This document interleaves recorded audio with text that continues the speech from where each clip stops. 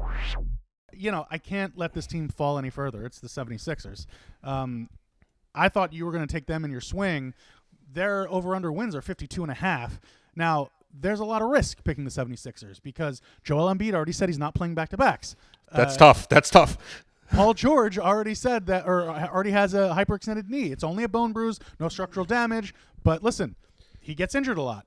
This pick for me is focused on Tyrese Maxey because he is a superstar above and beyond what anyone expected from him. It's probably the best pick in the 20s in the last 10 years in the draft. Yeah. And I can't that's really what this is hinging on because he's going to have to score 28-plus points this year for them to be a really good team because, like I said, JoJo is not going to be playing back-to-backs, and Paul George historically is not going to be there every night.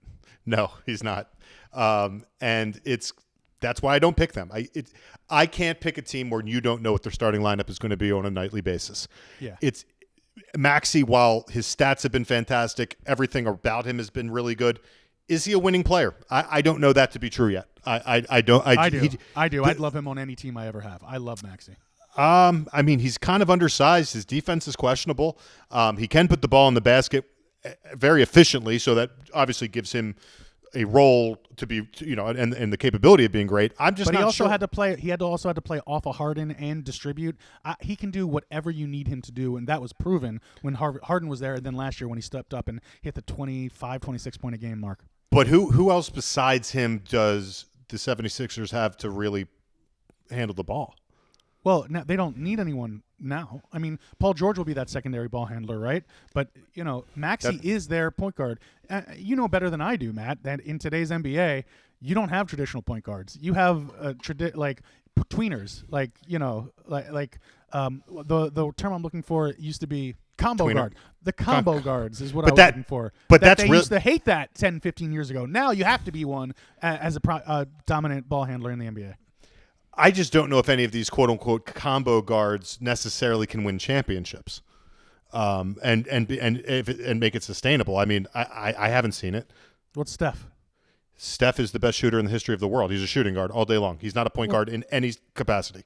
Except for the fact that he ran the point for the Warriors there. They were winning.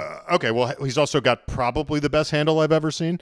And but you just brought up a point, and now you're discounting when I got the correct point. You said, Maxey has none of that. I've never seen a combo guard win a championship. I just pointed you to Steph, who is a combo guard. You can't label. And now you're like, oh, that doesn't count. No, He's too because good. you can't label Steph. He's above that. He's one of one. There's no comparison to Steph in any scenario that you're going to give.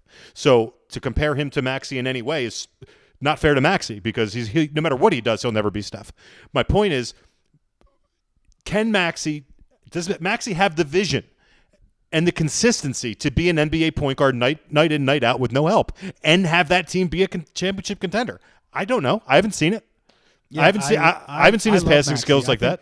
Maxey, see, this is where I disagree because he had to play that way when Harden had the ball. He had to go off ball. He ran the secondary, the second teams.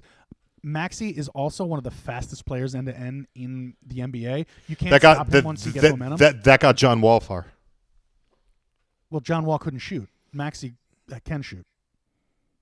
I agree. I mean, yes, there's a lot of Maxey hype. My point is he's not perfect, and there's a lot of holes in that team that are glaring to me. And if you don't see them, that's on you, and you can deal with I didn't. I just laid out the point of why I shouldn't pick them, but their over under is such where I have to pick them because the potential is like 55 wins potentially.